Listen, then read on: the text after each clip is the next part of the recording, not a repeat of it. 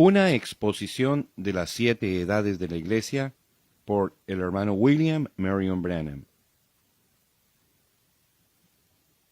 El hermano Branham predicó una serie de mensajes del 4 al 11 de diciembre de 1960 para de allí recibir la inspiración para el mensaje que él ha escrito en este libro. Luego, él mismo editó esta obra varias veces durante los 5 años que culminaron en la impresión y distribución del libro el día 4 de diciembre de 1965. Introducción.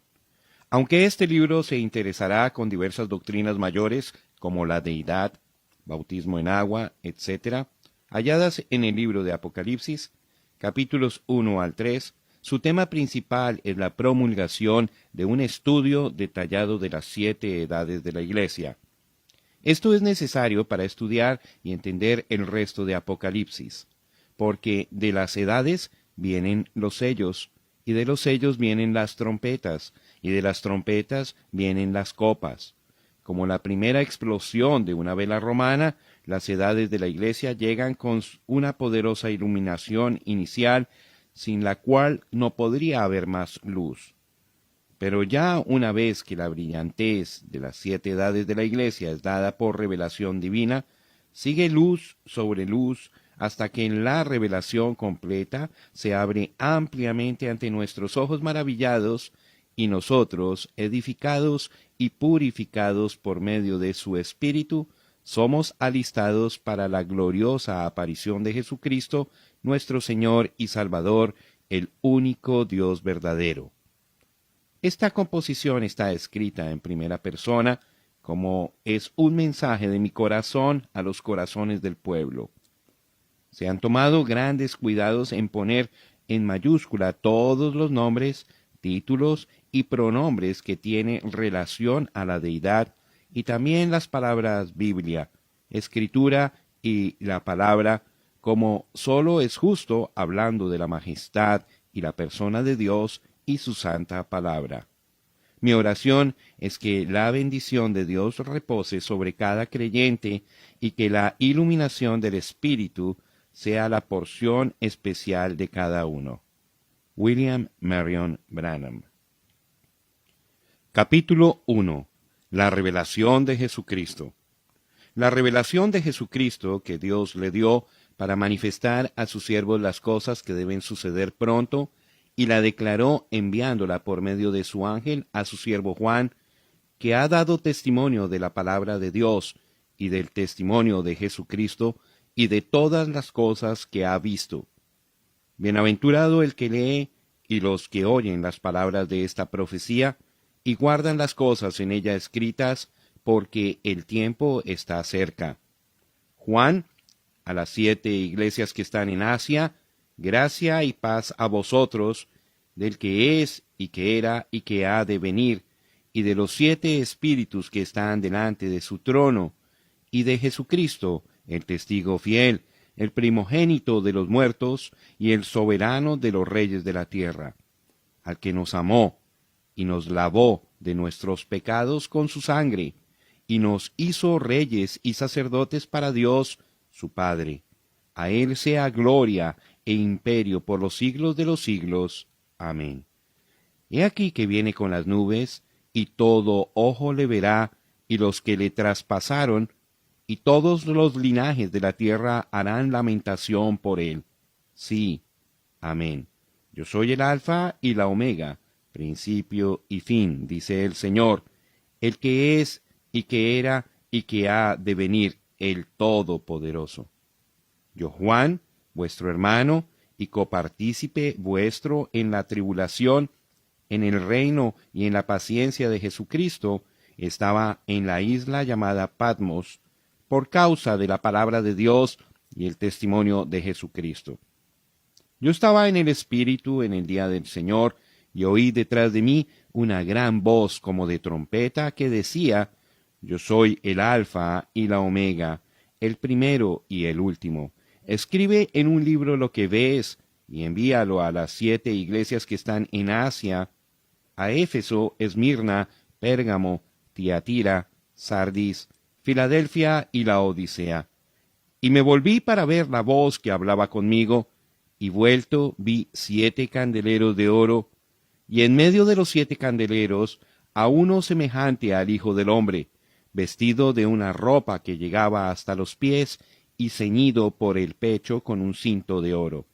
Su cabeza y sus cabellos eran blancos como blanca lana, como nieve, sus ojos como llama de fuego, y sus pies semejantes al bronce bruñido, refulgente como en un horno, y su voz como estruendo de muchas aguas.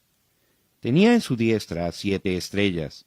De su boca salía una espada aguda de 2 filos, y su rostro era como el sol cuando resplandece en su fuerza. Cuando le vi, caí como muerto a sus pies, y él puso su diestra sobre mí, diciéndome, no temas, yo soy el primero y el último, y el que vivo, y estuve muerto, mas he aquí que vivo por los siglos de los siglos. Amén.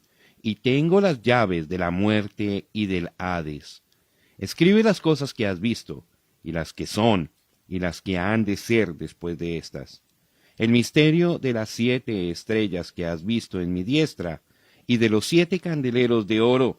Las 7 estrellas son los ángeles de las 7 iglesias, y los 7 candeleros que has visto son las 7 iglesias. Apocalipsis 1, versículos 1 al 20.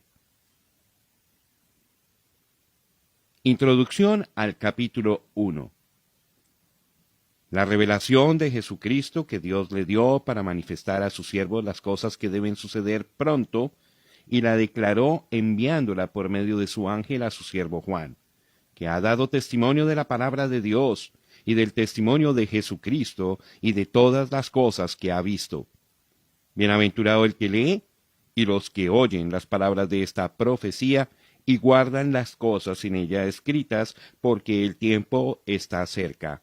Apocalipsis, capítulo 1, versículos 1 al 3. El escriba, no el autor de este libro, es San Juan el Divino. Historiadores concuerdan en que él vivió la última parte de su vida en Éfeso, aunque para el tiempo de la escritura de este libro él estaba en la isla de Patmos. Este libro no es la historia de la vida de Juan, sino la revelación de Jesucristo en las edades futuras de la Iglesia. En el versículo 3 es llamado una profecía, y así es precisamente. Casi siempre este libro es llamado la revelación de San Juan, pero eso es incorrecto. Es la revelación de Jesucristo dada a Juan para los cristianos de todas las edades. Es el único libro en toda la Biblia que está escrito por Jesús mismo, presentándose personalmente a un escriba. Es el último libro de la Biblia. Sin embargo, relata el principio y el final de las dispensaciones del Evangelio. Ahora, la palabra griega para revelación es apocalipse, que quiere decir quitar el velo. Quitando el velo se ilustra perfectamente en el caso de un escultor mostrando su obra esculpida, exponiéndola al espectador. Es un descubrimiento, revelando lo que previamente estaba escondido. Ahora, el descubrimiento no es solamente la revelación de la persona de Cristo, sino la revelación de sus obras futuras en las 7 edades venideras de la Iglesia. La importancia de revelación por medio del Espíritu a un verdadero creyente nunca podrá recibir demasiado énfasis. La revelación significa más para usted que quizás usted se da cuenta. Ahora, yo no estoy hablando de este libro de Apocalipsis y usted, pero estoy hablando de toda revelación, y es tremendamente importante para la Iglesia. ¿Recuerda usted la pregunta que Jesús le hizo a sus discípulos? ¿Quién dicen los discípulos que es el Hijo del Hombre? Ellos dijeron, unos Juan el Bautista, otros Elías y otros Jeremías o alguno de los profetas. Él les dijo, ¿y vosotros quién decís que soy yo? Respondiendo, Simón Pedro dijo, tú eres el Cristo, el Hijo del Dios viviente. Entonces le respondió Jesús, Bienaventurado eres, Simón, hijo de Jonás, porque no te lo reveló carne ni sangre, sino mi Padre que está en los cielos. Y yo también te digo que tú eres Pedro, y sobre esta roca edificaré mi iglesia, y las puertas del Hades no prevalecerán contra ella. Mateo 16, 13 al 18. Los católicos romanos dicen que la iglesia está edificada sobre Pedro. Ahora, eso es verdaderamente carnal. ¿Cómo podría Dios edificar la iglesia sobre un hombre tan indeciso que negó al Señor Jesús y aún maldijo al hacerlo? Dios no puede edificar su iglesia sobre ningún hombre nacido de pecado, y no fue sobre alguna piedra por allí, como si Dios hubiese santificado la tierra en ese lugar. Tampoco es como dicen los protestantes, que la iglesia está edificada sobre Jesús. Fue sobre la revelación. Léalo así como está escrito. No te lo reveló carne ni sangre, sino mi Padre te lo ha revelado, y sobre esta piedra, revelación, edificaré mi iglesia. La iglesia está edificada sobre revelación, sobre el así dice el Señor. ¿Cómo supo Abel que debía hacer para ofrecer un sacrificio perfecto a Dios? Por fe él recibió la revelación de la sangre. Caín no recibió tal revelación, aunque sí tenía un mandamiento. Así que él no podía ofrecer un sacrificio correcto. Fue una revelación de parte de Dios lo que hizo la diferencia y concedió a Abel la vida eterna. Ahora, usted puede recibir lo que dice el pastor o lo que el seminario enseña, y aunque se lo enseñen con la mayor elocuencia, pero hasta que Dios no le revele a usted que Jesús es el Cristo, y que usted es purificado por la sangre, y que Dios es su Salvador, usted nunca tendrá la vida eterna. Consiste en la revelación espiritual. Ahora, he dicho que este libro de Apocalipsis es la revelación de Jesús y lo que Él está haciendo en las iglesias a través de las 7 edades. Es una revelación porque los mismos discípulos no conocían estas verdades registradas. No les habían sido previamente reveladas. Usted recuerda que vinieron a Jesús en el libro de los Hechos y le preguntaron, ¿restituirás el reino a Israel en este tiempo? Y él les dijo, no os toca a vosotros saber los tiempos o las sazones. Aquellos hombres todavía estaban pensando en Jesús con un reino terrenal, pero era un reino espiritual el que él iba a edificar. Aún él no les podía declarar su posición en el reino porque el Padre no se lo había revelado. Pero después de su muerte y resurrección, y en este preciso tiempo de su ministerio de intercesión, él puede mostrar aquí, en esta revelación de sí mismo a Juan, lo que haría y significaría su gloria y presencia en la iglesia. En esta revelación él nos dice cuál será el final del diablo.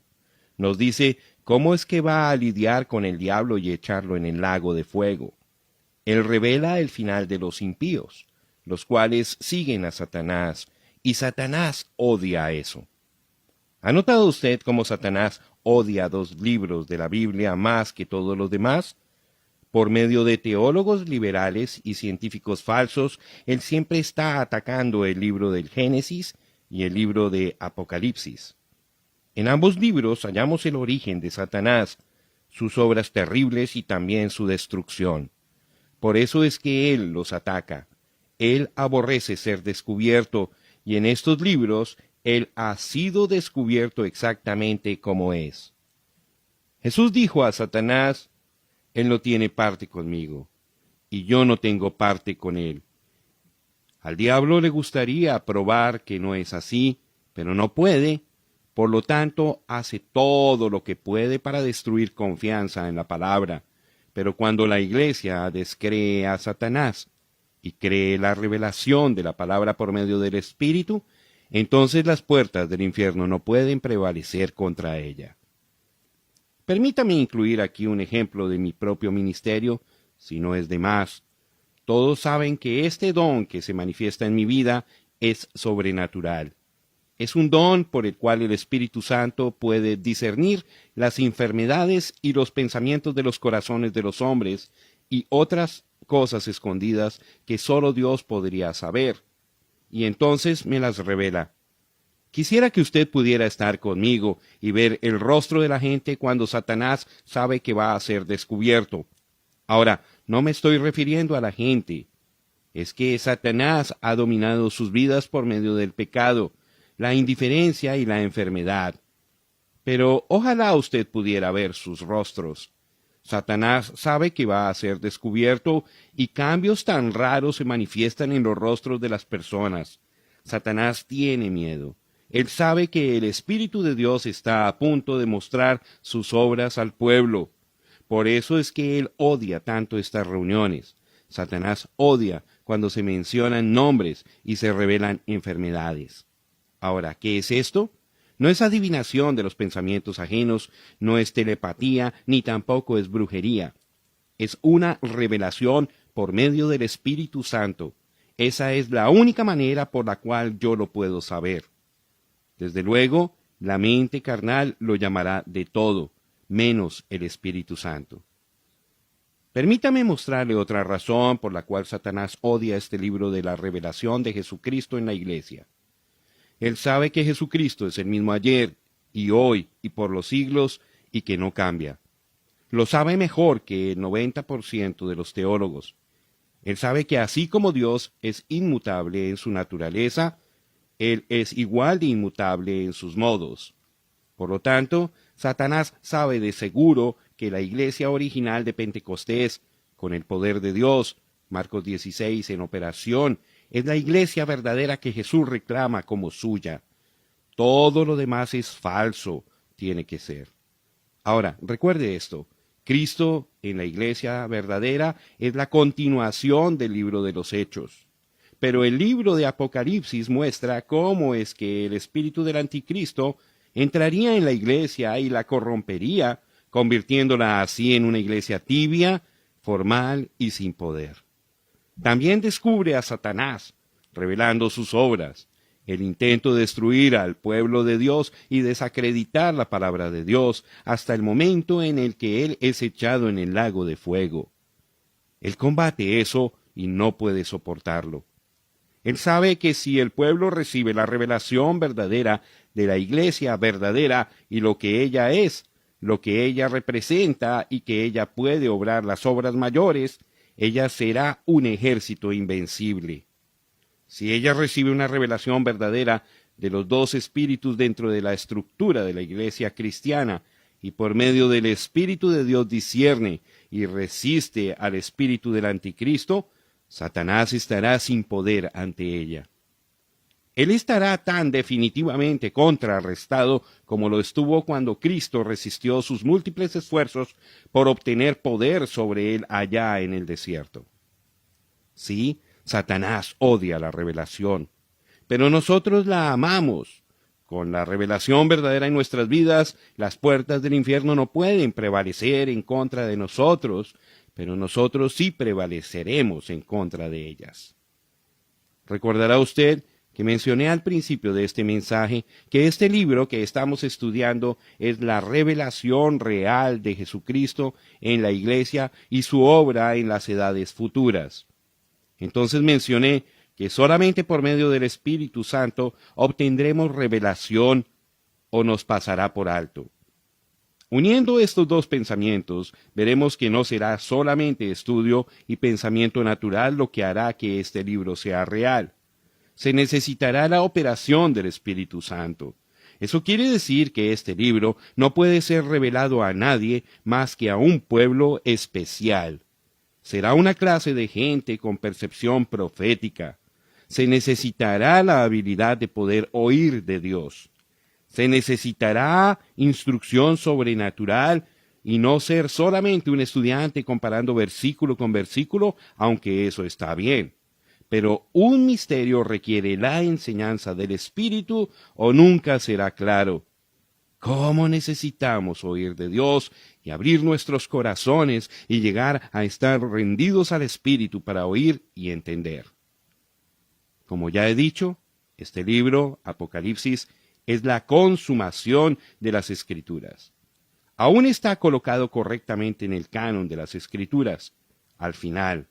Ahora, usted puede entender por qué es que dice que todo aquel que lo lee y aún lo oye es bienaventurado. Es la revelación de Dios lo que le dará a usted la autoridad sobre el diablo. Y usted puede ver por qué es que aquellos que le agregan o le quitan serán condenados. Tendrá que ser así, porque ¿quién puede agregar o quitar de la revelación perfecta de Dios y vencer al enemigo? Así es de sencillo. No hay ningún poder tan prevaleciente como la revelación de la palabra. En el versículo 3, una bendición es prometida para aquellos que prestan atención especial a este libro. Yo pienso que eso se refiere a la costumbre de los sacerdotes en el Antiguo Testamento cuando leían la palabra a la congregación por la mañana.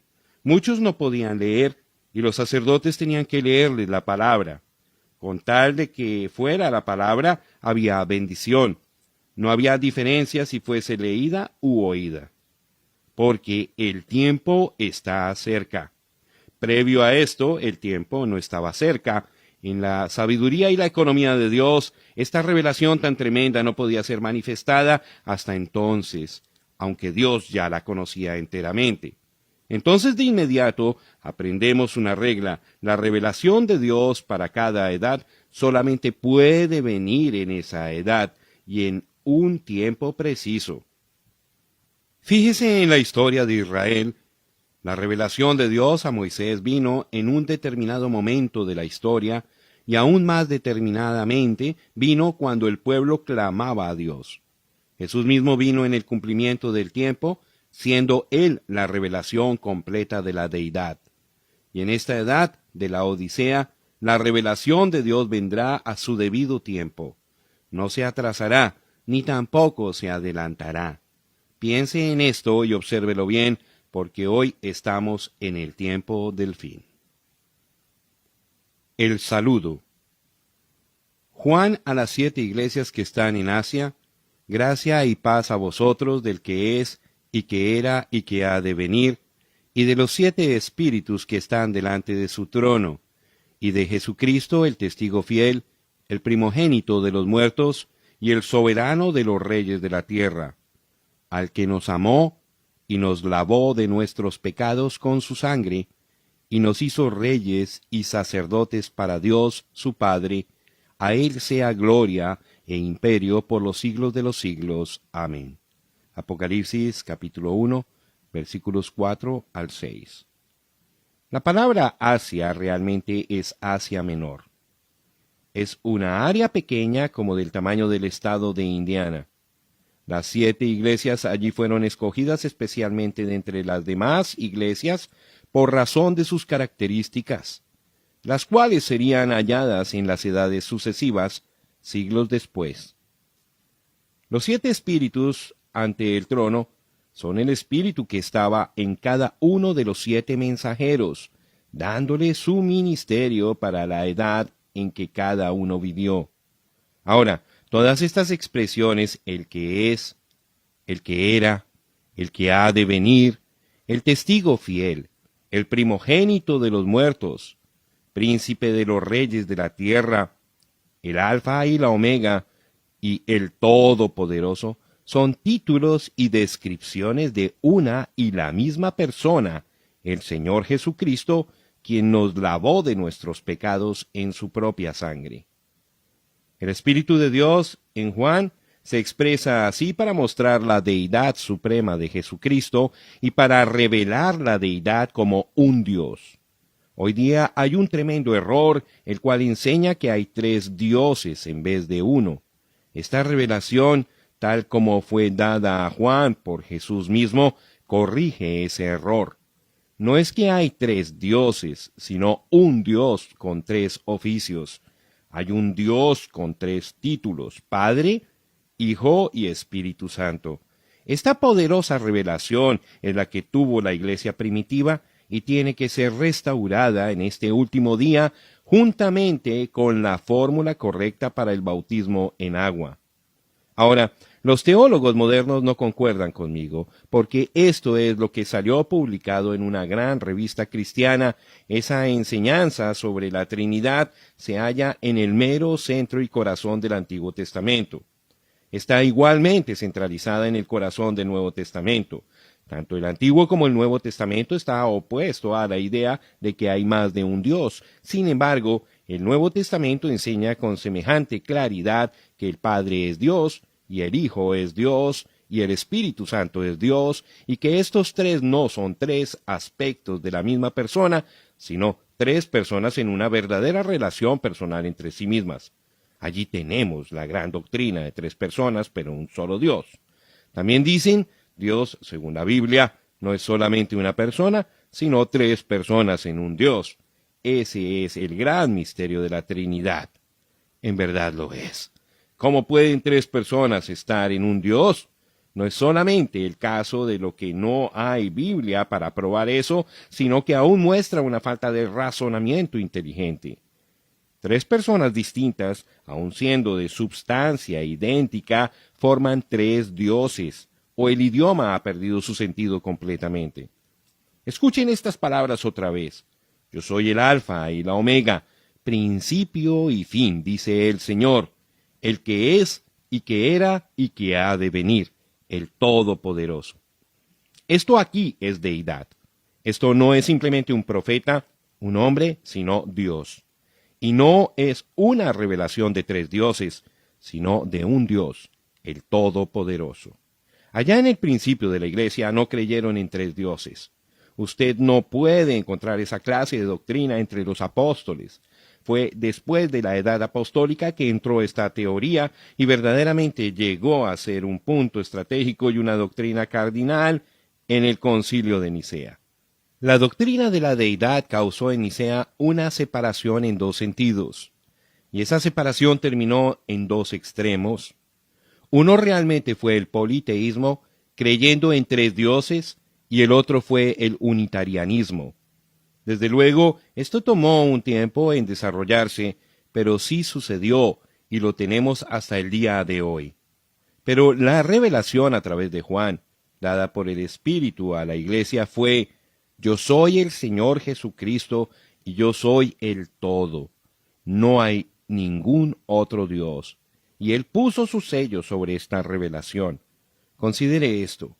¿Quién fue el Padre de Jesús? Mateo 1:18 dice, se halló que había concebido del Espíritu Santo. Pero Jesús mismo dijo que Dios era su Padre.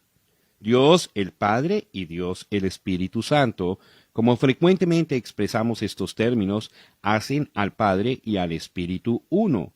Y en verdad son uno, de otra manera Jesús tuvo dos padres. Pero note que Jesús dijo que Él y su Padre eran uno, no dos. Eso produce un solo Dios. Ya que esto es verdad históricamente y también según las Escrituras, la gente pregunta, ¿de dónde aparecieron los tres? Llegó a ser una doctrina fundamental en el Concilio de Nicea en el año 325 después de Cristo. Esta Trinidad, una palabra que no aparece en ninguna parte de las Escrituras, fue basada en la gran cantidad de dioses que tenían en Roma. Los romanos tenían muchos dioses a los cuales oraban. También oraban a sus antepasados por considerarlos como mediadores. Solamente fue un hecho para dar nombres nuevos a dioses antiguos, y ahora tenemos santos para hacerlo más bíblico. Así que en vez de Júpiter, Venus, Marte, etc., tenemos a Pablo, Pedro, Fátima, Cristóbal, etcétera, etcétera. Ellos no podían hacer que su religión pagana funcionara con un solo Dios, por lo tanto lo dividieron en tres, e hicieron intercesores de los santos, igual como lo habían hecho con sus antepasados. Desde entonces, el mundo no ha podido comprender que hay solamente un Dios con tres oficios o manifestaciones. Saben que hay un Dios según las Escrituras, pero procuran formar la teoría fantástica de que Dios es como un racimo de uvas, tres personas con la misma divinidad distribuida igualmente entre todas. Pero aquí, en Apocalipsis, dice plenamente que Jesús es, el que era, el que ha de venir. Él es el Alfa y Omega, lo cual quiere decir que Él es desde la A hasta la Z, o más bien el todo. Él es todo, el Todopoderoso. Él es la rosa de Sarón, el lirio de los valles, la estrella resplandeciente de la mañana, el ramo justo, el Padre, el Hijo y el Espíritu Santo. Él es Dios, Dios Todopoderoso, un Dios. E indiscutiblemente grande es el misterio de la piedad. Dios fue manifestado en carne, justificado en el Espíritu, visto de los ángeles, predicado a los gentiles, creído en el mundo, recibido arriba en gloria. Primera de Timoteo, capítulo 3, versículo 16. Esto es lo que dice la Biblia. Aquí no dice nada de primera, segunda o tercera persona. Dice que Dios fue manifestado en carne, un Dios. Aquel un Dios fue manifestado en carne. Eso debiera poner fin al asunto. Dios vino en forma humana. Eso no le hizo otro Dios. Él era Dios, el mismo Dios. Fue una revelación entonces y es una revelación hoy. Un solo Dios. Volvamos a la Biblia para ver lo que Él era en el principio, según la revelación que Él dio de sí mismo. El gran Jehová apareció a Israel en una columna de fuego. Como el ángel del pacto, Él vivió en esa columna de fuego y guió a Israel diariamente. En el templo Él anunció su venida con una gran nube.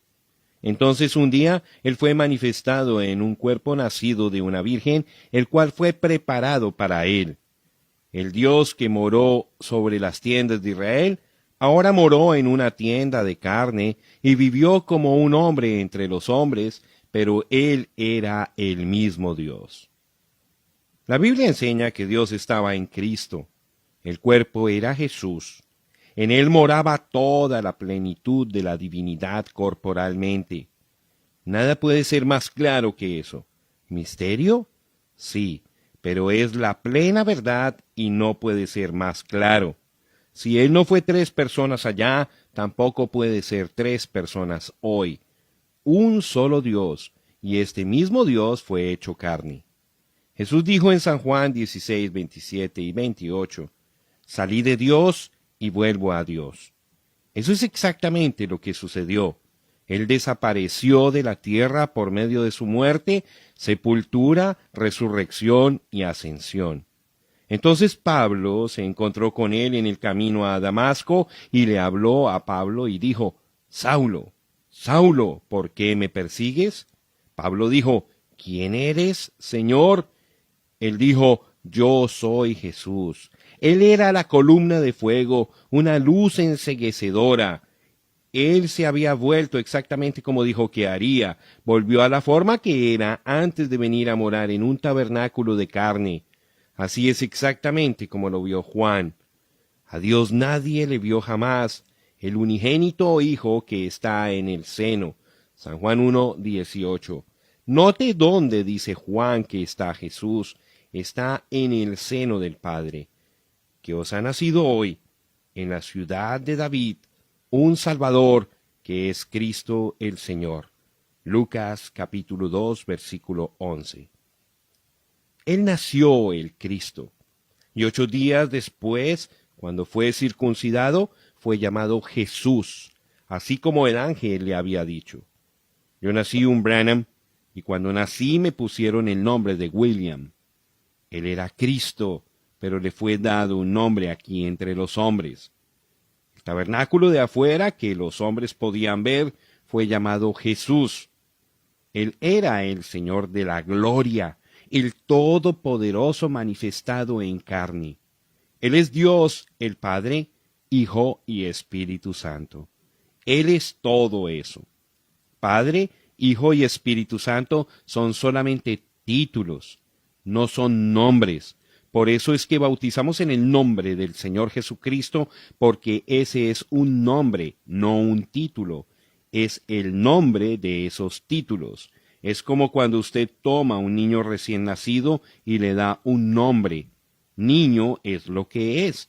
Hijo es un título, entonces usted le pone nombre. Juan José Hernández, o lo que fuera. Uno no debe bautizar solamente en el nombre de Jesús. Hay miles de Jesuses en el mundo y también los hubo antes de Jesús, nuestro Salvador. Pero solamente hay uno nacido, el Cristo, Señor Jesucristo. Hay gente que dice que Jesús es el Hijo eterno de Dios. Ahora, ¿no es esa una contradicción? ¿Quién ha oído de un hijo siendo eterno? Los hijos tienen principio, pero lo que es eterno nunca tuvo principio. Él es el Dios eterno, Jehová, manifestado en carne.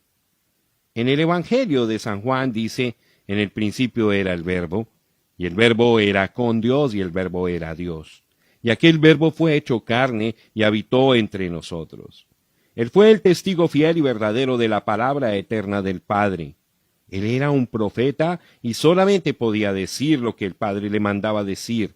Él dijo, mi Padre está en mí. Eso es lo que dijo Jesús. El tabernáculo, mi Padre está en mí. Dios tiene muchos títulos. Nuestra justicia, nuestra paz, ser eterno, Padre, Hijo y Espíritu Santo, pero tiene un solo nombre humano, y ese nombre es Jesús. No esté usted confundido por el hecho de que Él tiene 3 oficios o 3 manifestaciones. En la tierra Él era un profeta, en el cielo Él es el sacerdote, y regresando a la tierra Él es el Rey de Reyes. El que era, ese es Jesús. El profeta, el que es, ese es el pontífice haciendo intercesión, uno que puede compadecerse de nuestras flaquezas. El que ha de venir, ese es el Rey venidero. En la tierra Él era la palabra, el profeta. Moisés dijo de Él. El Señor vuestro Dios os levantará profeta de entre vuestros hermanos, como a mí, a Él oiréis en todas las cosas que os hable, y toda alma que no oiga a aquel profeta será desarraigada del pueblo. Hechos capítulo 3, versículos 22 y 23. Note usted estos datos acerca de Jesús. En la tierra fue profeta, oveja e hijo. Esto no quiere decir que era 3, solamente fueron manifestaciones u oficios de una persona, Jesús. Ahora, hay una escritura favorita de los trinitarios que según ellos respalda su pensamiento de que hay más de una persona en la deidad. Y miré y vi que en medio del trono y de los 4 seres vivientes y en medio de los ancianos estaba en pie un cordero como inmolado, que tenía 7 cuernos y 7 ojos, los cuales son los 7 espíritus de Dios enviados por toda la tierra. Y vino y tomó el libro de la mano derecha del que estaba sentado en el trono. Y cuando hubo tomado el libro, los 4 seres vivientes y los 24 ancianos se postraron delante del Cordero. Todos tenían arpas y copas de oro llenas de incienso, que son las oraciones de los santos. Apocalipsis capítulo 5, versículos 6 al 8. En verdad, si separamos estos versículos, parecieran probar su punto. Usted se fijará que dice si separamos estos versículos, pero leamos lo siguiente. Y al instante yo estaba en el Espíritu, y aquí un trono establecido en el cielo, y en el trono uno sentado. Y el aspecto del que estaba sentado era semejante a piedra de jaspe y de cornalina, y había alrededor del trono un arco iris, semejante en aspecto a la esmeralda. Y siempre que aquellos seres vivientes dan gloria y honra y acción de gracias al que está sentado en el trono, al que vive por los siglos de los siglos. Los 24 ancianos se postran delante del que está sentado en el trono, y adoran al que vive por los siglos de los siglos, y echan sus coronas delante del trono, diciendo, Señor, digno eres de recibir la gloria y la honra y el poder, porque tú creaste todas las cosas y por tu voluntad existen y fueron creadas. Apocalipsis capítulo 4, versículos 2 al 3 y 9 al 11. Note cuidadosamente que en el versículo 2 dice 1, no 2 o 3, sino 1. Estaba sentado en el trono. En el versículo 3 dice él, no ellos, tenía aspecto semejante a una piedra de jaspe. En el versículo 9 dice que los seres vivientes le dan honor a Él, no a ellos. En el versículo 10 dice que los ancianos se postran delante de Él, no de ellos. En el versículo 11 nos dice que decían, Señor, digno eres, no señores. También en el versículo 11 dice que este que estaba en el trono era el Creador, el cual es Jesús, Juan 1:3, que es Jehová Espíritu, Dios del Antiguo Testamento, Génesis 1:1.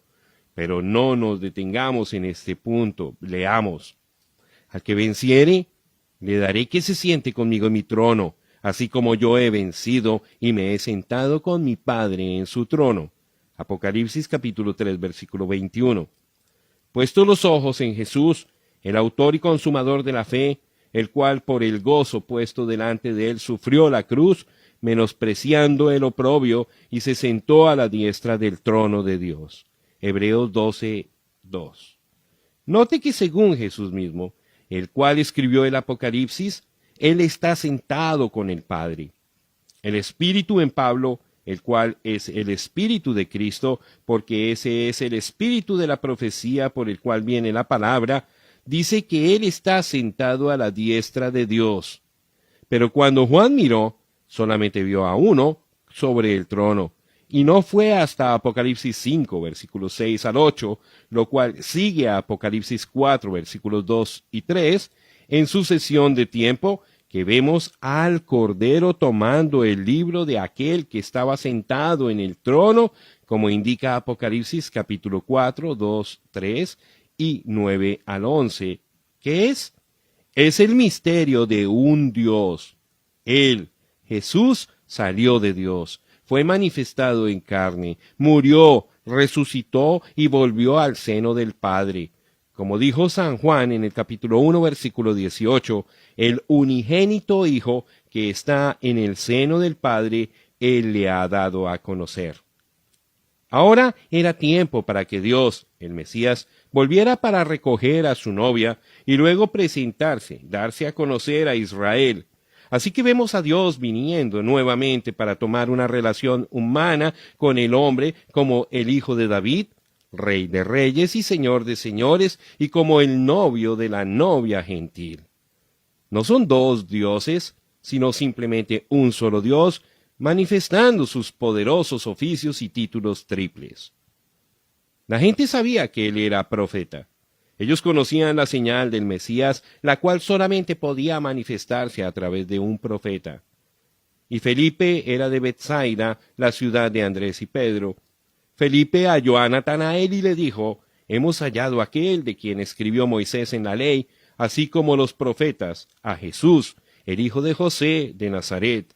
Natanael le dijo, de Nazaret puede salir algo de bueno. Le dijo Felipe, ven y ve. Y cuando Jesús vio a Natanael que se le acercaba, dijo de él, he aquí un verdadero israelita en quien no hay engaño. Le dijo Natanael, ¿de dónde me conoces? Respondió Jesús y le dijo, antes que Felipe te llamara, cuando estabas debajo de la higuera te vi. Respondió Natanael y le dijo, Rabí, tú eres el Hijo de Dios, tú eres el Rey de Israel. Respondió Jesús y le dijo, porque te dije, te vi debajo de la higuera, ¿crees? Cosas mayores que estas verás. Y le dijo, de cierto os digo, de aquí adelante veréis el cielo abierto y a los ángeles de Dios que suben y descienden sobre el Hijo del Hombre. San Juan capítulo 1, versículos 44 al 51. La habilidad para discernir los pensamientos de los corazones de los hombres hizo que los escogidos de Dios entendieran que allí estaba el Mesías, la palabra ungida de Dios. Porque la palabra de Dios es viva y eficaz, y más cortante que toda espada de dos filos, y penetra hasta partir el alma y el espíritu, las coyunturas y los tuétanos, y discierne los pensamientos y las intenciones del corazón. Hebreos capítulo 4, versículo 12. Cuando la mujer junto al pozo le escuchó discernir los pensamientos de su corazón, ella le llamó profeta, declarando que el Mesías sería conocido por medio de esa gran habilidad. Vino una mujer de Samaria a sacar agua, y Jesús le dijo, dame de beber. Pues sus discípulos habían ido a la ciudad a comprar de comer. La mujer samaritana le dijo, ¿cómo tú, siendo judío, me pides a mí de beber, que soy mujer samaritana? Porque judíos y samaritanos no se tratan entre sí. Respondió Jesús y le dijo, si conocieras el don de Dios, y quién es el que te dice, dame de beber, tú le pedirías y él te daría agua viva. La mujer le dijo, Señor, no tienes con qué sacarla, y el pozo es hondo. ¿De dónde, pues, tienes el agua viva? ¿Acaso eres tú mayor que nuestro padre Jacob, que nos dio este pozo, del cual bebieron él, sus hijos y sus ganados? Respondió Jesús y le dijo, cualquiera que bebiere de esta agua volverá a tener sed, mas el que bebiere del agua que yo le daré, no tendrá sed jamás, sino que el agua que yo le daré será en él una fuente de agua que salte para vida eterna. La mujer le dijo, Señor, dame esa agua, para que no tenga yo sed, ni venga aquí a sacarla. Jesús le dijo, ve, llama a tu marido y ven acá. Respondió la mujer y dijo, no tengo marido. Jesús le dijo, bien has dicho, no tengo marido, porque 5 maridos has tenido y el que ahora tienes no es tu marido. Esto has dicho con verdad. Le dijo la mujer, Señor, me parece que tú eres profeta. Nuestros padres adoraron en este monte, y vosotros decís que en Jerusalén es el lugar donde se debe adorar. Jesús le dijo, mujer, créeme, que la hora viene, cuando ni en este monte ni en Jerusalén adoraréis al Padre. Vosotros adoráis lo que no sabéis, nosotros adoramos lo que sabemos, porque la salvación viene de los judíos. Mas la hora viene, y ahora es, cuando los verdaderos adoradores adorarán al Padre en espíritu y en verdad, porque también el Padre tales adoradores busca que le adoren. Dios es espíritu, y los que le adoran en espíritu y en verdad es necesario que adoren. Le dijo la mujer, sé que ha de venir el Mesías llamado el Cristo, cuando él venga nos declarará todas las cosas. Jesús le dijo, yo soy el que habla contigo. San Juan capítulo 4, versículos 7 al 26. Y cantan el cántico de Moisés, siervo de Dios, y el cántico del Cordero diciendo, grandes y maravillosas son tus obras, Señor Dios Todopoderoso, justos y verdaderos son tus caminos, Rey de los santos. Apocalipsis capítulo 15, versículo 3. ¿Lo puede ver usted? El Cordero, el pontífice reteniendo su sangre como expiación en el propiciatorio por nuestros pecados, es el Señor Dios Todopoderoso. Ese es su oficio presente. Eso es lo que está haciendo ahora, abogando con su sangre por nuestros pecados. Él vendrá con poder y gloria y tomará su autoridad para reinar como rey. Él es el rey venidero de esta tierra. Por supuesto, eso no quiere decir que no es rey hoy, porque Él es nuestro rey, rey de los santos. Hoy día es un reino espiritual. No es de este sistema mundano, así como nosotros tampoco somos de este mundo. Por eso es que nos conducimos diferente a los del mundo.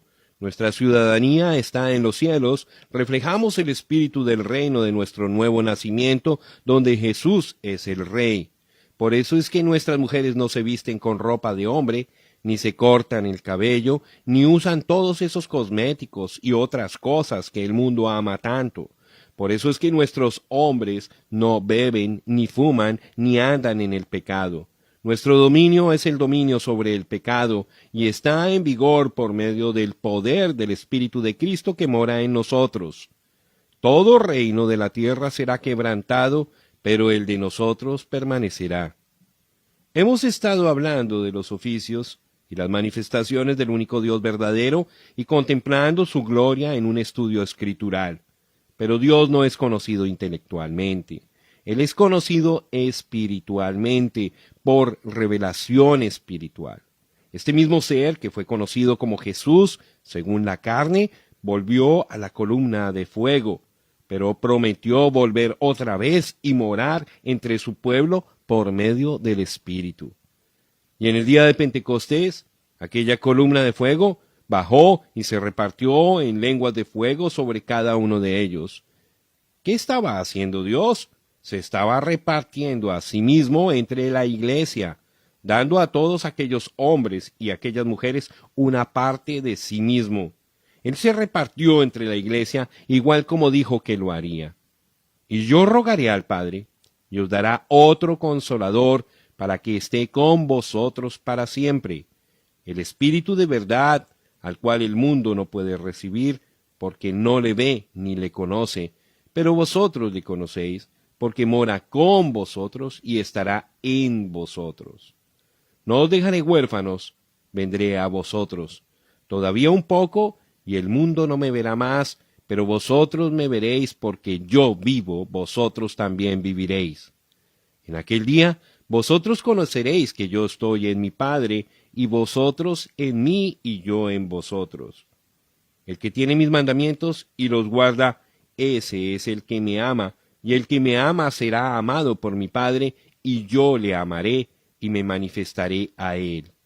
Le dijo Judas, no el Iscariote: Señor, ¿cómo es que te manifestarás a nosotros y no al mundo? Respondió Jesús y le dijo: El que me ama, mi palabra guardará, y mi Padre le amará, y vendremos a él, y haremos morada con él. San Juan capítulo 14, versículos 16 al 23. Él dijo que le rogaría al Padre, quien mandaría otro consolador, el cual ya estaba con ellos, los discípulos, pero no estaba en ellos. Ese era Cristo. Entonces en el versículo 23, hablando de sí mismo y del Padre, dijo: vendremos. Allí está, el Espíritu está viniendo, el mismo Espíritu de Dios que fue manifestado como Padre y como Hijo, y también se manifestará en los muchos, un Dios que es Espíritu. Por eso es que nadie puede decir que el hombre santo es el Papa o el obispo o el sacerdote. El hombre santo es Cristo, el Espíritu Santo en nosotros. ¿Cómo se atreve a decir la jerarquía que el laico no tiene nada que decir? Cada uno tiene algo que decir. Cada uno tiene una obra. Cada uno tiene un ministerio. El Espíritu Santo vino allá en Pentecostés y se repartió en cada uno para que se pudiera cumplir lo que dijo Jesús. En aquel día, vosotros conoceréis que yo estoy en mi Padre, y vosotros en mí, y yo en vosotros. San Juan, capítulo 14, versículo 20. El gran yo soy, el Dios Todopoderoso, ha venido como Espíritu para llenar su verdadera iglesia. Él tiene el derecho de moverse donde y sobre quien Él quiera. Nosotros no hacemos ningunos hombres santos en nuestro medio, pero toda la verdadera congregación del Señor es santa por causa de la presencia del Espíritu Santo. Es Él, el Espíritu Santo, el cual es santo, no la congregación en sí misma. Ahora, esa es la revelación. Cristo Jesús es Dios. El Jehová del Antiguo Testamento es el Jesús del Nuevo. No importa cuánto se esfuerce usted, no puede probar que hay tres dioses. Pero también se necesita una revelación por medio del Espíritu Santo para que usted pueda entender la verdad de que Él es uno. Se necesita una revelación para ver que el Jehová del Antiguo Testamento es el Jesús del Nuevo. Satanás entró en la iglesia y cegó la gente respecto a esta verdad. Y cuando fueron cegados, no fue mucho tiempo después cuando la iglesia de Roma cesó de bautizar en el nombre del Señor Jesucristo.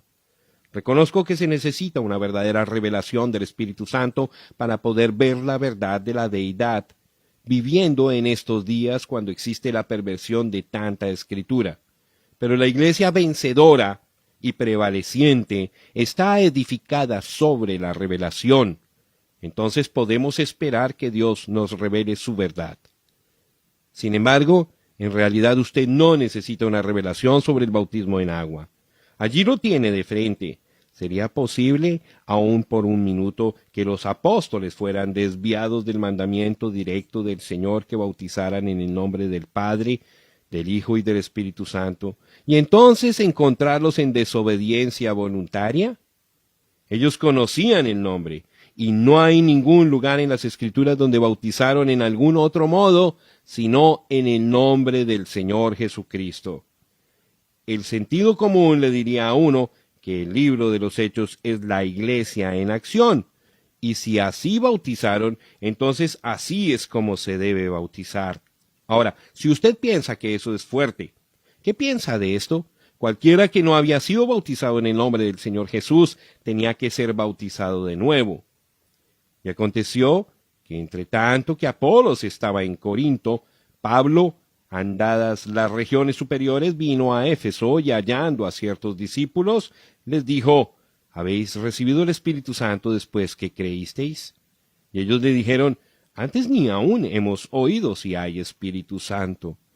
Entonces dijo, ¿en qué pues sois bautizados? Y ellos dijeron, en el bautismo de Juan. Y dijo Pablo, Juan bautizó con bautismo de arrepentimiento, diciendo al pueblo que creyesen en el que había de venir después de él, es a saber, en Jesús el Cristo. Oído que hubieron esto, fueron bautizados en el nombre del Señor Jesús.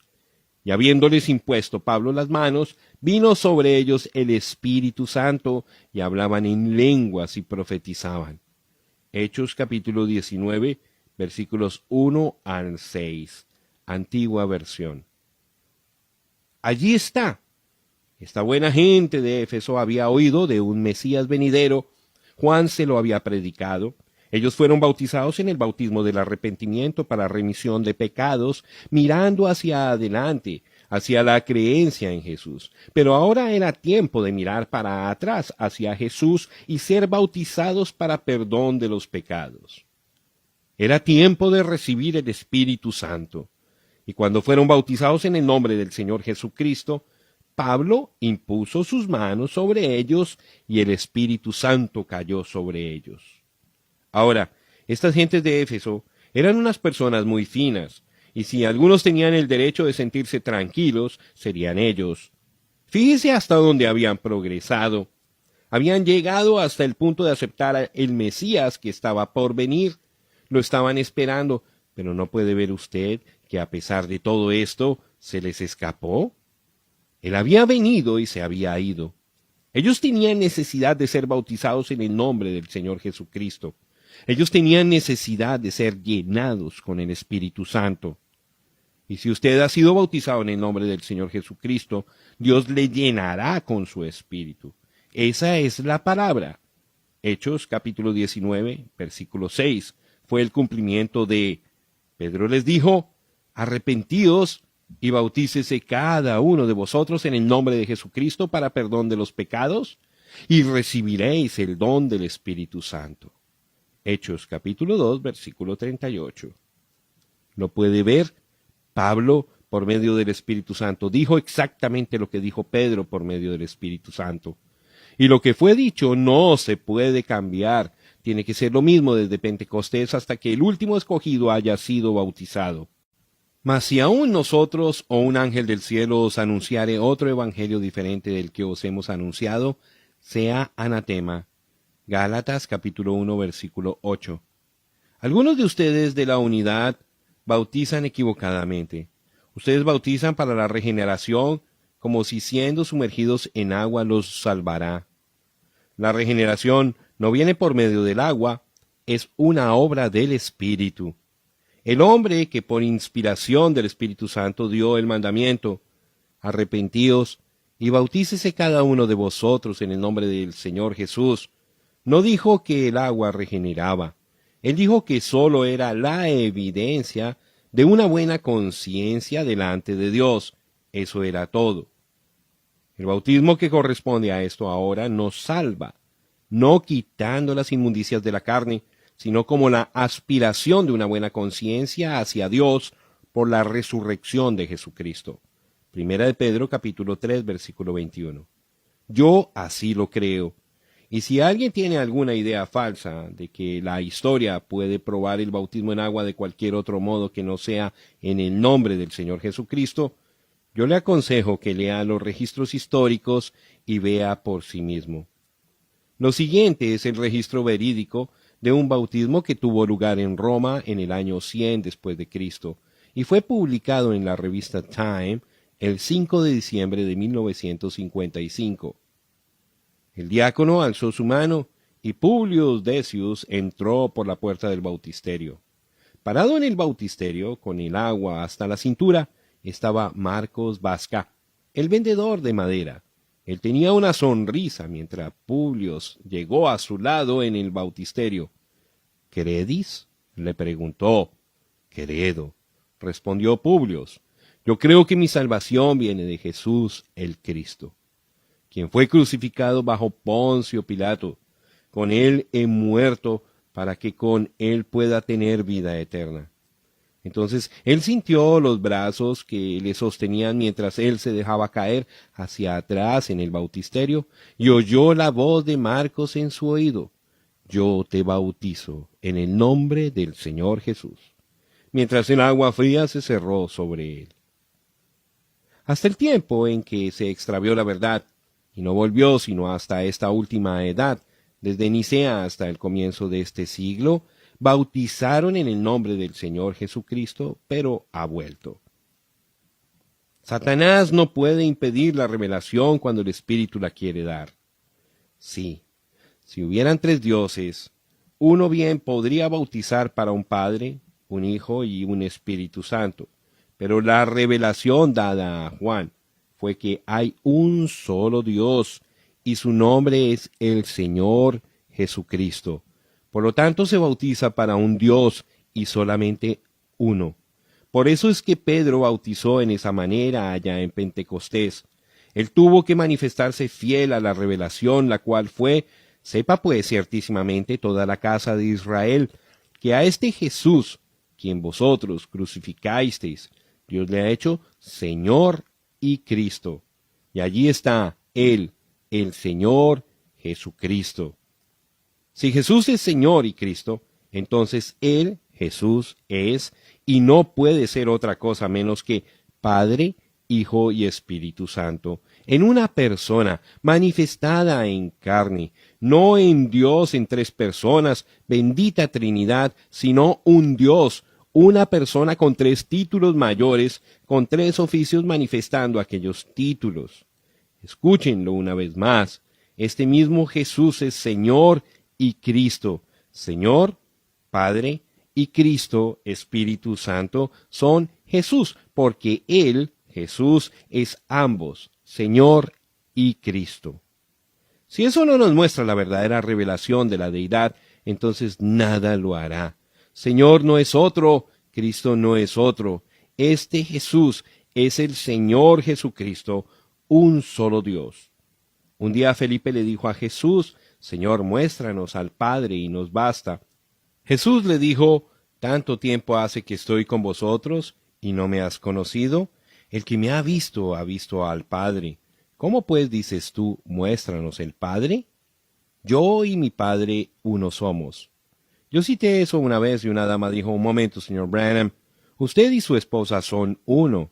Y dije, pero no de esa manera. Ella dijo, ¿cómo dice usted? Dije, ¿usted me ve a mí? Ella dijo, sí. Le pregunté, ¿ve usted a mi esposa? Ella dijo, no.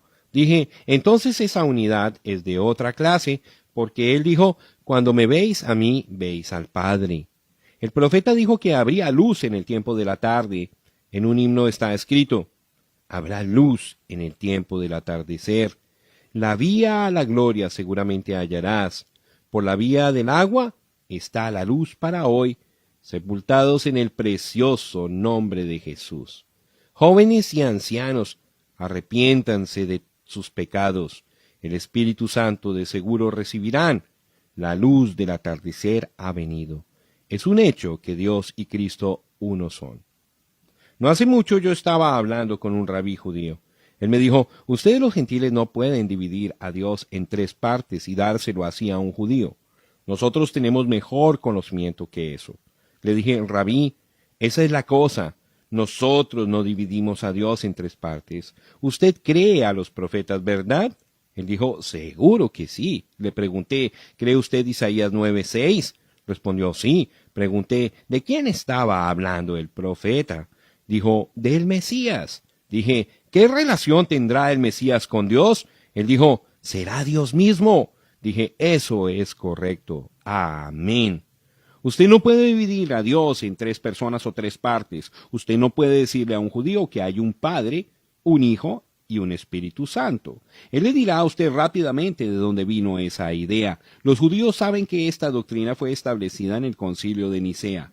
Con razón nos censuran como paganos. Nosotros hablamos de un Dios que no cambia. Los judíos creen eso también, pero la Iglesia cambió su Dios invariable de 1 a 3. Pero la luz está volviendo al atardecer. Cuán admirable es que esta verdad ha venido en el tiempo en el que los judíos están regresando a la Palestina. Dios y Cristo uno son. Este Jesús es Señor y Cristo. Juan tuvo la revelación y Jesús era la revelación y él se produjo a sí mismo aquí en la Escritura. Yo soy el que era, el que es y el que ha de venir, el Todopoderoso. Amén. Si la revelación está fuera de su alcance, entonces mire hacia arriba y pídasela a Dios. Esa es la única manera por la cual usted la llegará a recibir. Una revelación tiene que venir de Dios. Nunca viene por la vía humana o por dones humanos, sino por la dotación espiritual. Usted puede aprender las Escrituras de memoria, y aunque sería algo maravilloso, esa no es la respuesta. Tiene que ser una revelación de Dios. Dice en la palabra que ningún hombre puede decir que Jesús es el Cristo, sino por el Espíritu Santo. Usted tiene que recibir el Espíritu Santo y solamente entonces es cuando el Espíritu le puede dar a usted la revelación de que Jesús es el Cristo, Dios, el ser ungido. Ningún hombre conoce las cosas de Dios, solamente el Espíritu de Dios y aquel a quien el Espíritu de Dios se lo revela. Nosotros necesitamos orar a Dios en busca de revelación más que cualquier otra cosa en el mundo. Hemos aceptado la Biblia y hemos aceptado las maravillosas verdades allí contenidas, pero para la mayoría de la gente todavía no es genuinamente efectiva porque no hay revelación del Espíritu. La palabra no ha sido vivificada. La Biblia dice en 2 de Corintios capítulo 5 versículo 21 que nosotros hemos sido hechos la justicia de Dios por medio de nuestra unión con Jesucristo. ¿Lo entendió usted? Dice que nosotros somos la mera justicia de Dios mismo, al estar en Cristo. Dice que Él, Jesús, fue hecho pecado por nosotros. No dice que Él se hizo pecaminoso, sino que fue hecho pecado por nosotros para que por medio de nuestra unión con Él pudiéramos ser hechos la justicia de Dios. Si nosotros aceptamos el hecho, y tenemos que hacerlo, que Él literalmente llegó a ser pecado por nosotros por medio de su sustitución por nosotros, entonces también tenemos que aceptar el hecho de que nosotros, por medio de nuestra unión con Él, hemos llegado a ser la mera justicia de Dios. Al rechazar uno, rechazamos el otro, pero al aceptar uno, también tenemos que aceptar el otro. Ahora, sabemos que la Biblia dice eso, no puede ser negado, pero la revelación está faltando. Para la mayoría de los hijos de Dios no es genuinamente efectivo, solamente es un buen versículo en la Biblia, pero necesitamos que nos sea vivificado y para eso se necesita revelación. Permítame decirle algo que le asombrará y también le ayudará. Casi no hay estudiante que no crea que el Nuevo Testamento fue escrito originalmente en el griego. Todos nuestros ilustres estudiantes bíblicos han dicho que Dios dio al mundo 3 grandes naciones con 3 grandes contribuciones para el bien del Evangelio. Nos dio a los griegos, quienes nos dieron una lengua universal. Nos dio a los judíos, quienes nos dieron la religión verdadera y el verdadero conocimiento de Dios por medio del Salvador. Nos dio a los romanos, quienes nos dieron un imperio unido con leyes y un sistema de carreteras. Así que tenemos la religión verdadera, la lengua para expresarla a muchas gentes y el gobierno de carreteras para difundirla. Y hablando históricamente, esto parece cuadrar perfectamente bien. Y hoy día Nuestros estudiantes griegos dicen que la lengua griega de los días bíblicos es tan perfecta y tan exacta que si el estudiante griego es un gramático puntual y perfeccionado, verdaderamente puede saber exactamente lo que enseña la palabra del Nuevo Testamento. Pero ¿no es esto solamente una teoría? ¿Será cierto esto?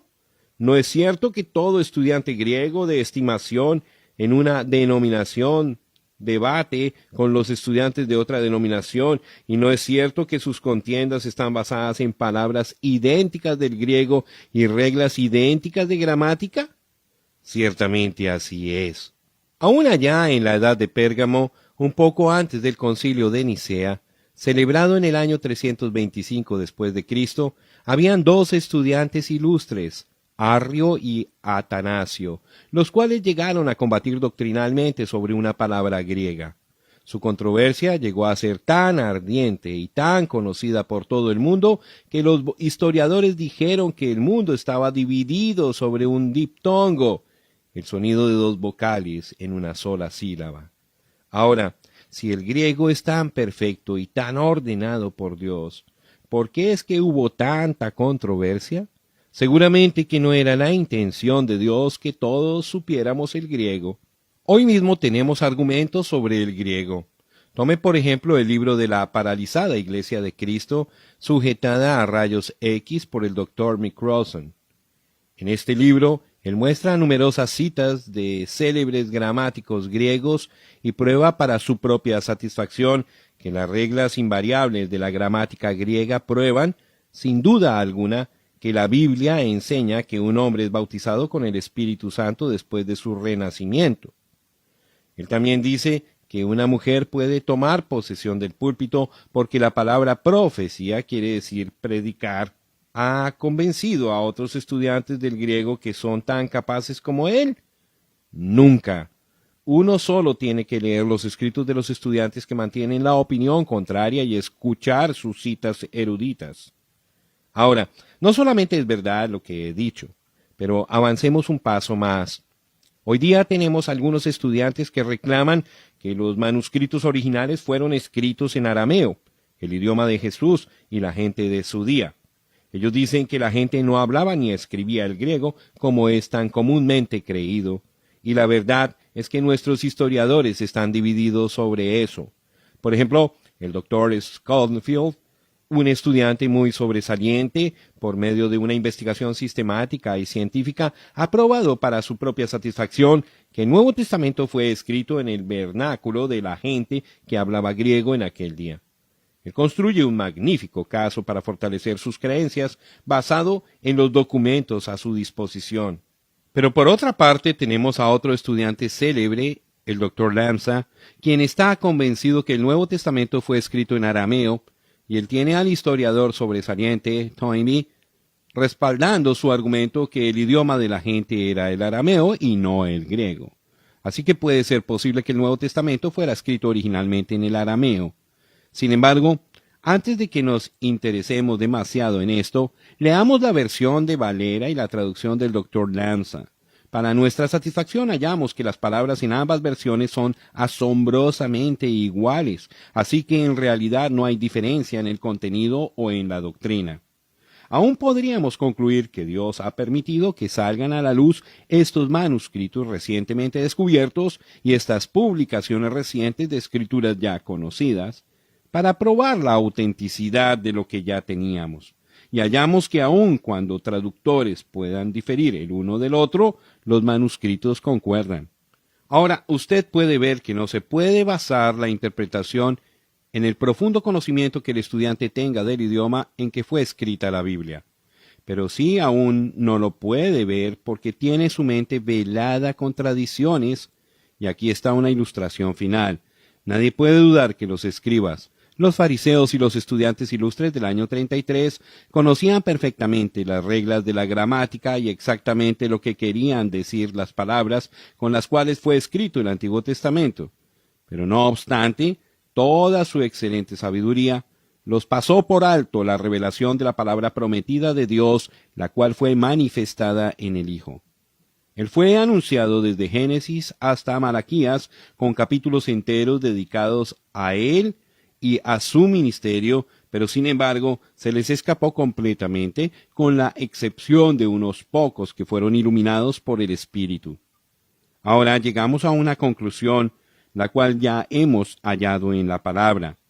Por más que tratemos de hallar los más antiguos y acreditados manuscritos para obtener el mejor registro posible de la palabra, nunca hallaremos el significado verdadero por medio del estudio y comparación de las Escrituras.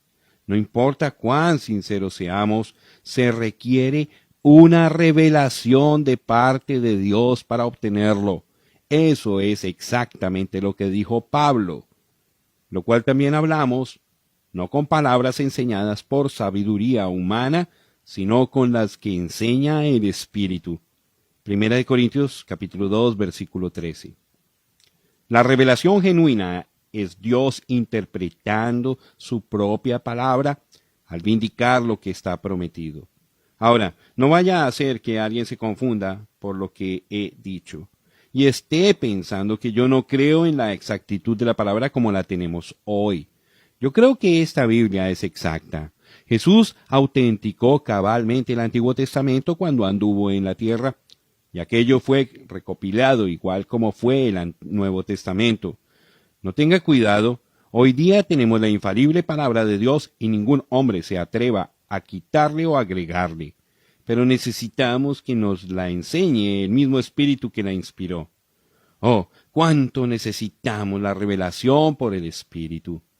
No necesitamos una Biblia nueva, no necesitamos una traducción nueva, aunque algunas de ellas son muy buenas y yo no estoy en contra de ellas, pero necesitamos la revelación del Espíritu. Y gracias a Dios podemos tener lo que necesitamos porque Dios quiere revelarnos su palabra por medio de su Espíritu. Que Dios nos comience a dar por medio de su Espíritu, revelación prevaleciente y continuamente vivificante. Oh, si la Iglesia tan solo pudiera obtener una revelación fresca, y por medio de ella llegar a ser la palabra viva, manifestada, haríamos las obras mayores y glorificaríamos a Dios nuestro Padre, que está en el cielo. Libertado del pecado, al que nos amó y nos lavó de nuestros pecados con su sangre. Apocalipsis capítulo 1, versículo 5. La palabra lavado en realidad es libertado. Nos ha libertado de nuestros pecados por su sangre. ¿No es maravilloso? ¿Pero tiene usted mente espiritual? ¿Lo discernió usted? Fue su propia sangre que nos libertó completamente de nuestros pecados. No fue sangre humana, fue la sangre de Dios. Pedro la llamó la sangre de Cristo. Pablo la llamó la sangre del Señor y la sangre de Jesús. No son tres personas, sino una persona. Allí está nuevamente esa revelación. Un solo Dios, aquel Jehová, Dios omnipotente, bajó y se hizo un cuerpo por medio del nacimiento virginal y moró en él para que pudiera ser la sangre de Dios la que nos libertara. Libertarnos completamente de nuestros pecados y nos presentara sin mancha delante de sí mismo con grande alegría. ¿Desea usted un tipo en el Antiguo Testamento? Volvamos al huerto del Edén, cuando la primera noticia llegó a la gloria de que el hijo, Adán, se había perdido. ¿Mandó Dios a un ángel? ¿Mandó a un hijo? ¿Mandó a otro igual como nosotros? No. Él mismo vino para redimir a aquel hijo perdido. ¡Aleluya! Dios no confió su plan de salvación a otro, solamente confiaba en sí mismo. Dios fue hecho carne y habitó entre nosotros y nos redimió para Él mismo. Somos salvos por la sangre de Dios. El Dios eterno habitó en un cuerpo mortal para quitar el pecado. Él llegó a ser el Cordero para derramar su sangre y entrar con ella detrás del velo. Considere esto, siendo que es la sangre de Dios, es sangre perfecta, y si la sangre perfecta nos ha libertado del poder y la servidumbre y la contaminación del pecado, entonces es una libertad completa y perfecta. Ahora pues, no hay condenación. ¿Quién acusará a los escogidos de Dios? Dios es el que justifica, declara que somos justos. ¿Quién es el que condenará? Cristo es el que murió. Romanos capítulo 8, versículos 33 y 34. Allí está. Su muerte nos dio la sangre. La sangre nos ha libertado. Ahora, ya no hay condenación, como puede haber. No hay nada por lo cual podamos ser condenados, porque la sangre nos ha libertado del pecado. Somos libres, sin tacha. No escuche usted al hombre, escuche la palabra. Usted es libertado por la sangre. Ahora, no vaya usted a ligarse de nuevo con las tradiciones, las organizaciones y los credos. No vaya a ser desviado escuchando a aquellos que niegan el poder de la palabra y niegan que Jesús salva, sana y llena del Espíritu Santo y poder. Usted es uno que Dios ha librado, libertado por su propia sangre. Si todavía tiene su fe en credos y denominaciones, es seguro, por esta evidencia, que usted ha perdido su fe en la palabra. Reyes y sacerdotes.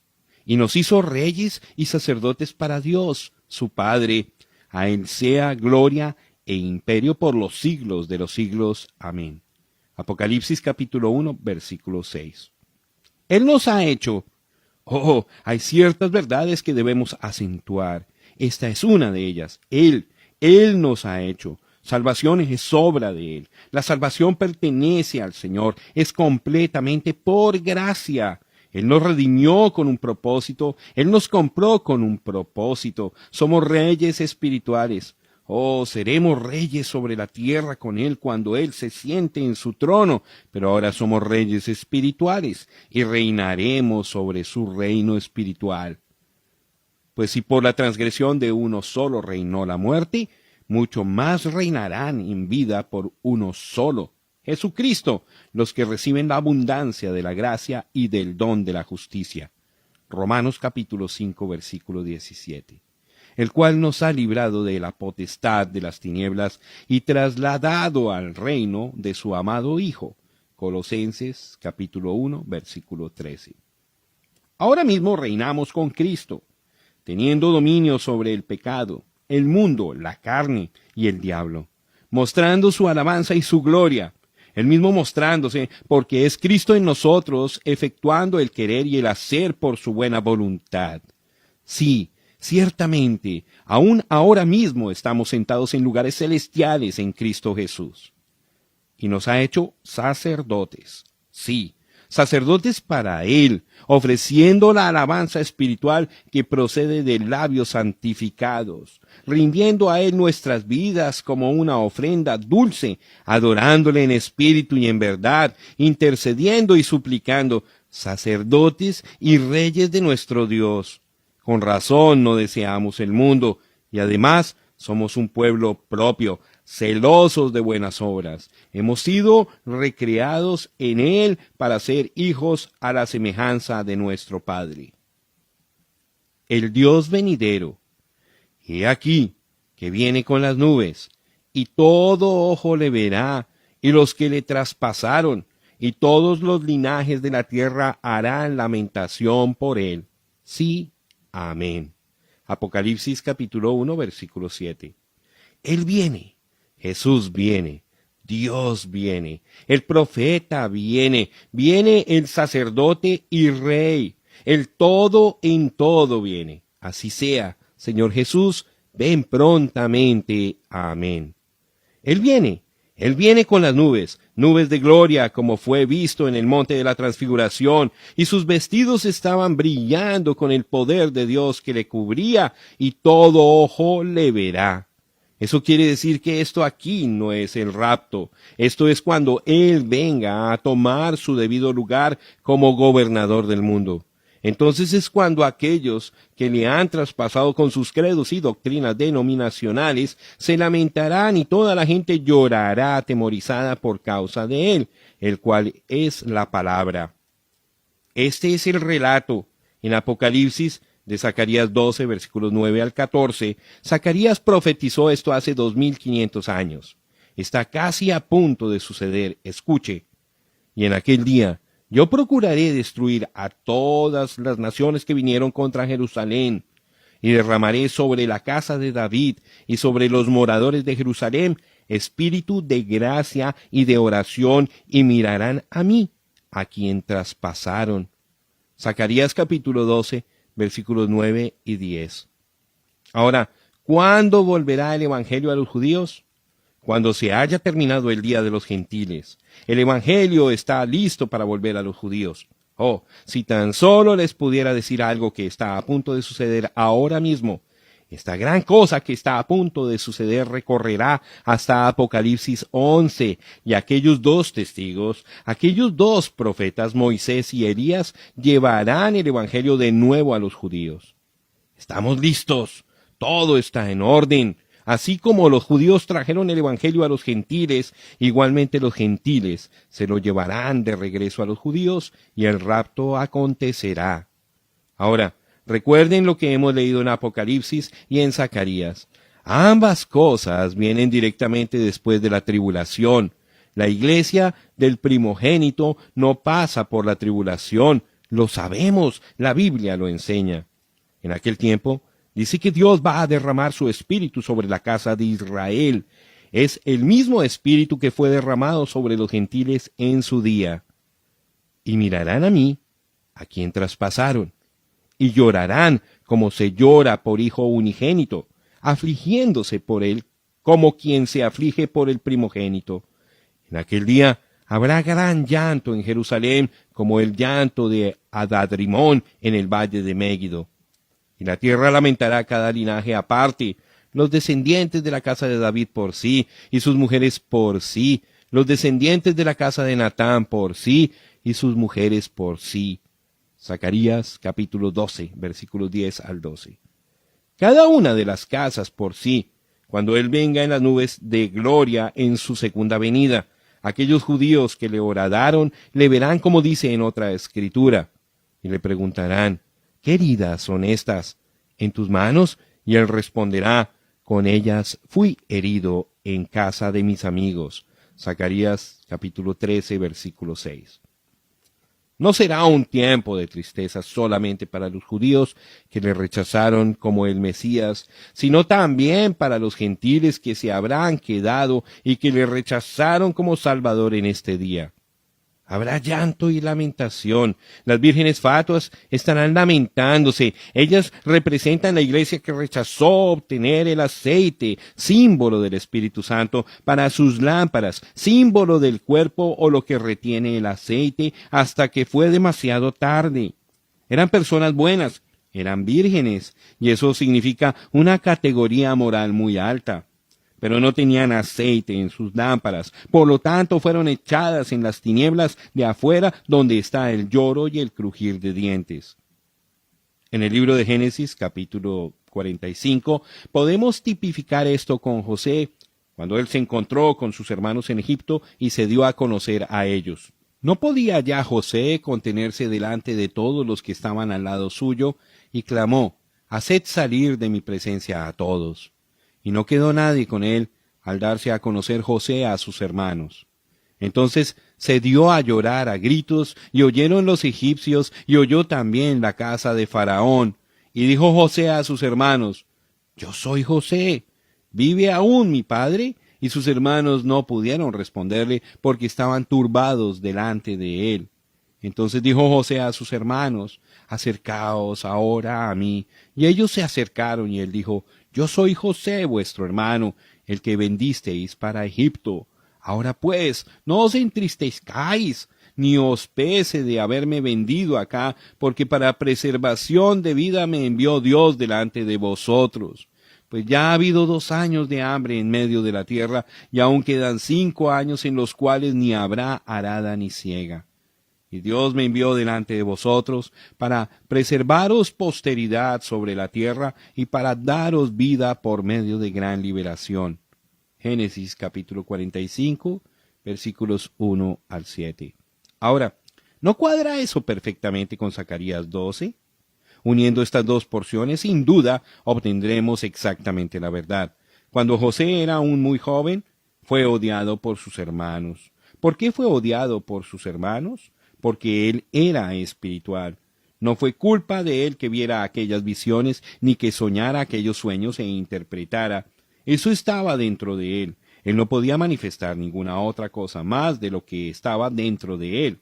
Por lo tanto, el odio de sus hermanos fue sin causa. Pero él fue el amado de su padre. Su padre era profeta y entendía. En eso se forma el tipo perfecto de Cristo. Dios el Padre amaba al Hijo, pero los hermanos, escribas y fariseos, le odiaban porque podía sanar a los enfermos, obrar milagros, predecir el futuro, ver visiones e interpretarlas. Esa no fue causa para odiarle, pero lo hicieron, e igual como los hermanos de José, le odiaron sin causa. Ahora, recuerde cómo fue que aquellos hijos de Jacob trataron a José. Lo echaron en una cisterna, tomaron la ropa de colores que su padre le había dado y la tiñeron con sangre para hacer a su padre creer que el muchacho había sido devorado por algún animal. Lo vendieron a unos negociantes de esclavos que lo llevaron a Egipto y allí fue vendido a un general. La esposa del general lo acusó falsamente, pero dentro de poco tiempo su habilidad como profeta lo trajo a la atención de Faraón y fue exaltado a su diestra con tal autoridad que ninguno podía llegar a Faraón sin primeramente entrevistarse con José. Ahora examinemos la vida de José mientras él estaba en Egipto, porque aquí es donde lo veremos como el tipo perfecto de Cristo. Cuando él estaba en la casa del general fue acusado falsamente, castigado y aprisionado sin causa, igual como hicieron con Jesús. Allí en la prisión él interpretó los sueños del copero y del panadero que también eran prisioneros juntamente con él. El copero fue perdonado y restaurado a la vida, pero el otro fue condenado a muerte. Cristo fue aprisionado en la cruz, abandonado por Dios y el hombre. A cada lado tenía un ladrón. Uno murió espiritualmente, pero al otro le fue concedida la vida. Y note, cuando Jesús fue quitado de la cruz, él fue exaltado al cielo, y ahora está sentado a la diestra del gran Espíritu de Jehová, y ningún hombre puede llegar a Dios sino por él. Hay un mediador entre Dios y los hombres, y él es todo lo que uno necesita. No hay Marías ni santos como mediadores, solamente Jesús. Siguiendo con este tipo, fíjese que todo lo que José hizo en Egipto prosperó. Su primer trabajo con el general prosperó, aún prosperó la cárcel. Cuando vuelva Jesús, el desierto florecerá como la rosa. Él es el Hijo de prosperidad. Así como nunca hubo una edad tan próspera como la de José, así también hay un tiempo de bendición que viene a esta tierra como el mundo jamás ha conocido. Cada uno de nosotros podremos sentarnos bajo nuestra propia higuera, reírnos y regocijarnos y vivir para siempre en su presencia. En su presencia hay gozo completo y en su diestra hay placeres para siempre jamás. Gloria a Dios. Ahora, note que donde quiera que iba José, sonaban la trompeta para anunciar su llegada. La gente gritaba, doblen la rodilla delante de José. Sin importar lo que estuvieran haciendo, cuando la trompeta sonaba, todos doblaban la rodilla. Alguien podría haber estado vendiendo algo en la calle, y era el momento de tomar el dinero, pero él tenía que suspender la venta y doblar la rodilla cuando sonaba aquella trompeta. Si él aún fuera un actor, él tenía que suspender su acto y doblar la rodilla a José cuando su presencia fuese anunciada con esa llamada de trompeta. Y uno de estos días, todo lo que es tiempo cesará cuando la trompeta de Dios sonará, y los muertos en Cristo resucitarán, y el alba eterna romperá en claridad. Entonces toda rodilla se doblará, porque está escrito. Por lo cual Dios también le exaltó hasta lo sumo, y le dio un nombre que es sobre todo nombre, para que en el nombre de Jesús se doble toda rodilla de lo que están en los cielos y en la tierra y debajo de la tierra, y toda lengua confiese que Jesucristo es el Señor, para gloria de Dios Padre. Filipenses capítulo 2, versículos 9 al 11. Pero note otra revelación gloriosa en esta tipificación de José. Mientras estaba en Egipto, le fue dado una novia gentil, y en la unión con ella tuvo 2 hijos, Manasés y Efraín. José le pidió a su padre que bendijera a los 2 muchachos. Él los colocó frente a Jacob para que Manasés, el primogénito, estuviera a la diestra de Jacob y Efraín a la siniestra. Cuando Jacob estaba a punto de bendecirlos, cruzó las manos colocando la mano derecha sobre el menor. José clamó: «No así, padre mío, este es el primogénito a tu derecha». Pero Jacob dijo: «Dios cruzó mis manos».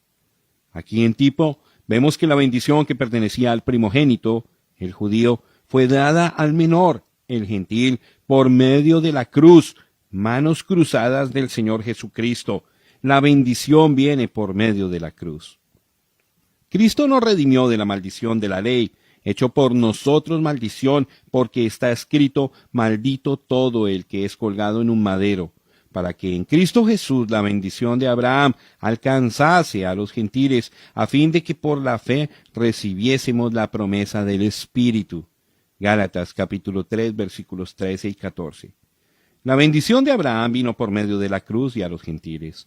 Los judíos rechazaron la cruz, por lo tanto, Jesús obtuvo la novia gentil. Ahora, volvamos a la historia de José encontrándose con sus hermanos. Usted recordará que no todos los hermanos vinieron. José sabía eso e insistió en que todos los hermanos aparecieran ante él. De otra manera no podía darse a conocer ante ellos. Al fin y al cabo trajeron al que había faltado, Benjamín. Fue el pequeño Benjamín, el hermano de José, de sangre pura, que hizo arder su alma. Y cuando nuestro José, Jesús, venga al pueblo que ha guardado los mandamientos de Dios, los cuales han regresado a la Palestina, su alma arderá. El pequeño Benjamín fue tipo de los 144,000 israelitas de toda la tierra que han vuelto a la Palestina para su redención. Ellos estarán allí listos para recibirle. Quien conociendo acertadamente es vida eterna, ellos dirán: «Este es nuestro Dios a quien hemos esperado». Entonces verán al que traspasaron, y ellos le preguntarán: «¿De dónde vienen estas heridas tan terribles? ¿Cómo sucedió?». Y llorarán, y se lamentarán cada familia por sí, todos por sí en la angustia de su tristeza. Ahora, ¿dónde estará la novia gentil mientras Jesús se está dando a conocer a sus hermanos? Recuerden que la novia de José, juntamente con los dos niños, estaban en el palacio, porque José había ordenado: «Haced salir a todos de mi presencia». Así que la novia gentil estaba segura en el palacio de José. ¿A dónde irá la novia gentil en el rapto? Al palacio. La novia será quitada de la tierra. Ella será levantada antes de la gran tribulación para encontrar a su Señor en el aire. Por 3 años y medio, mientras la ira de Dios es derramada sobre la tierra, ella estará en la gran cena de la boda del Cordero. Entonces él volverá dejando su novia en la casa de su padre para darse a conocer a sus hermanos. En ese mismo tiempo será roto el pacto del anticristo que los judíos han hecho con Roma. Entonces Roma y sus aliados mandarán sus tropas para destruir a todos los judíos que temen a Dios y que se mantienen con la palabra. Pero al llegar a la ciudad para destruirla, aparecerá en los cielos la señal de la venida del Hijo del Hombre con sus ejércitos poderosos para destruir a aquellos que han estado destruyendo la tierra. Con el enemigo derrotado, Jesús entonces viene y se presenta a los 144,000. Habiendo visto sus obras poderosas de salvación, han llegado a conocer su poder, pero también viendo sus heridas y sabiendo que ellos le habían rechazado hasta ese momento, les causa llanto en la agonía del terror y temor, así como hicieron sus hermanos cuando vinieron ante José. Se atemorizaron, pensando que él les daría muerte. Pero como dijo José: «No os pese de haberme vendido acá». Está bien, Dios estaba en todo esto. Él lo hizo para preservación de vida. Asimismo Jesús les hablará palabras de paz y amor. ¿Por qué rechazaron los judíos a Jesús? Dios estaba en todo eso. Fue la única manera para él poder sacar a la novia gentil. Él murió en la cruz para preservar la vida de la iglesia gentil. Ahora, estos 144,000 no forman parte de la novia. En Apocalipsis 14:4 son llamadas vírgenes y siguen al Cordero donde quiera que fuere. El hecho de que no se hayan contaminado con mujeres prueba que son eunucos. Mateo capítulo 19, versículo 12. Los eunucos eran los que guardaban las cámaras de los desposados. Eran siervos. Note que ellos no se sientan en el trono, pero están delante del trono. No, ellos no forman parte de la novia, pero estarán en el glorioso reino milenial. Entonces vemos que cuando este remanente de Israel haya sido unido en amor al Señor y el enemigo haya sido destruido, Dios preparará su monte santo, su nuevo huerto del Edén para la novia y los siervos de él y ella, para la luna de miel de 1000 años sobre la tierra. Como Adán y Eva que estuvieron en el huerto y no terminaron los 1000 años, ahora Jesús, nuestro último Adán, y su Eva, la iglesia verdadera, cumplirán todo el plan de Dios. Oh, cómo se repite la Biblia. La escena de José y sus hermanos está a punto de repetirse, porque Jesús viene pronto. Y al terminar el tipo de José, hay una cosa más que quiero traer a su atención acerca de este tiempo del fin. Recuerde cuando José habló con sus hermanos, y Benjamín no estaba con ellos, él les habló por medio de un intérprete, aunque sabía el hebreo perfectamente bien. Él habló a sus hermanos en otro idioma. ¿Sabía usted que la primera edad gentil, la cabeza de oro, la edad de Babilonia, terminó con un mensaje en lenguas escrito en la pared? Esta edad terminará de la misma manera. La abundancia de lenguas en este día es otra prueba de que los tiempos de los gentiles han terminado y Dios está volviendo a Israel. Él viene pronto, el Alfa y Omega, el profeta, sacerdote y rey, el Todopoderoso, el Señor Dios de los ejércitos, viene pronto. Sea así, Señor Jesús, el único Dios verdadero. Ven prontamente.